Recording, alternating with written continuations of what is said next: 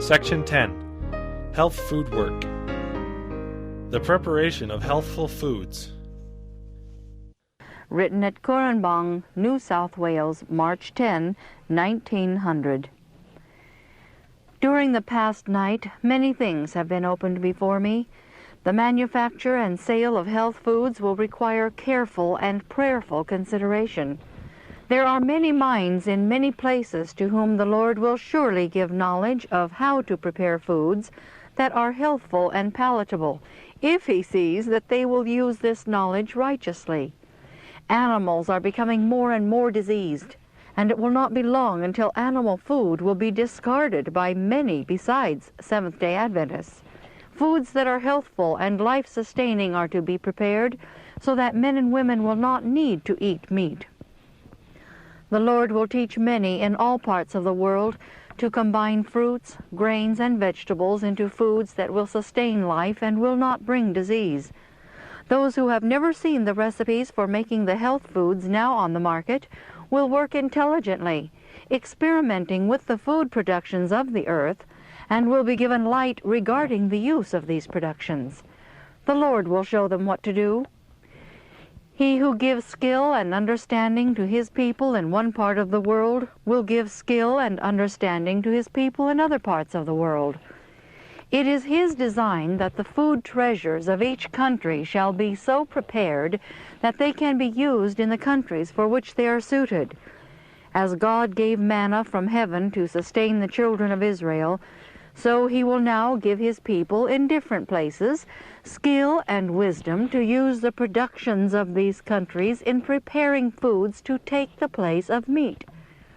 These foods should be made in the different countries, for to transport them from one country to another makes them so expensive that the poor cannot afford them. It will never pay to depend upon America for the supply of health foods for other countries.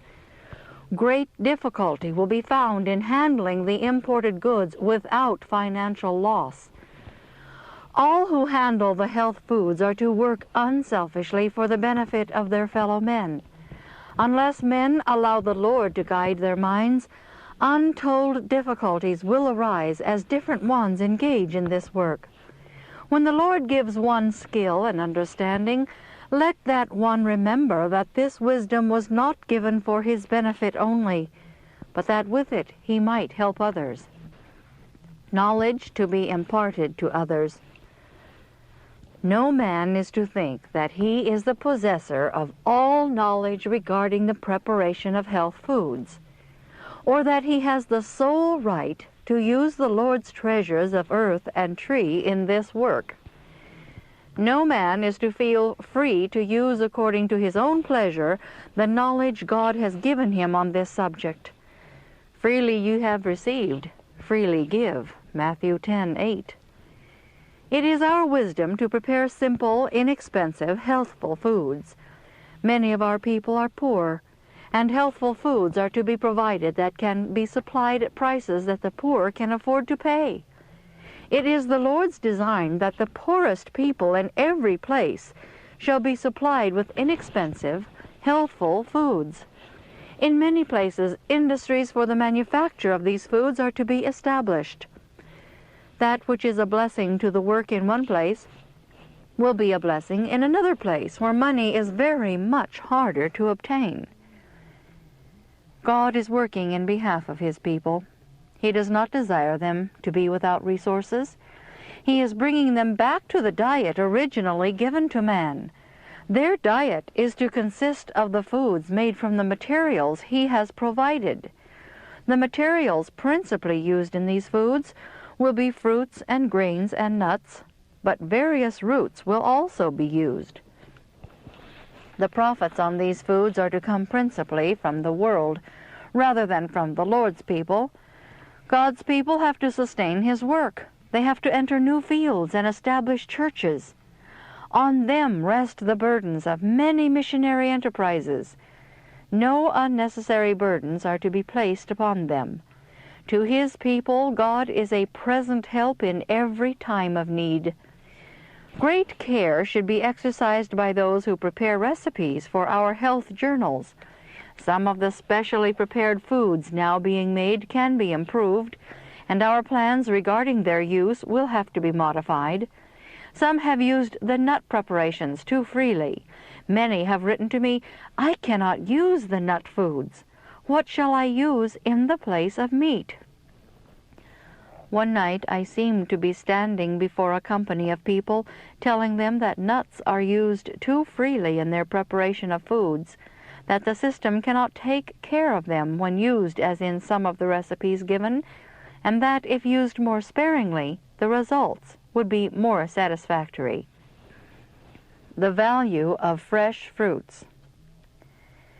The Lord desires those living in countries where fresh fruit can be obtained during a large part of the year to awake to the blessing they have in this fruit.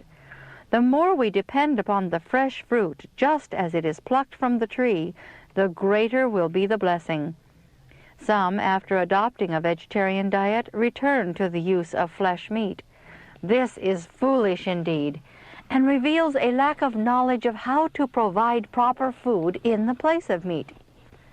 Cooking schools, conducted by wise instructors, are to be held in America and in other lands.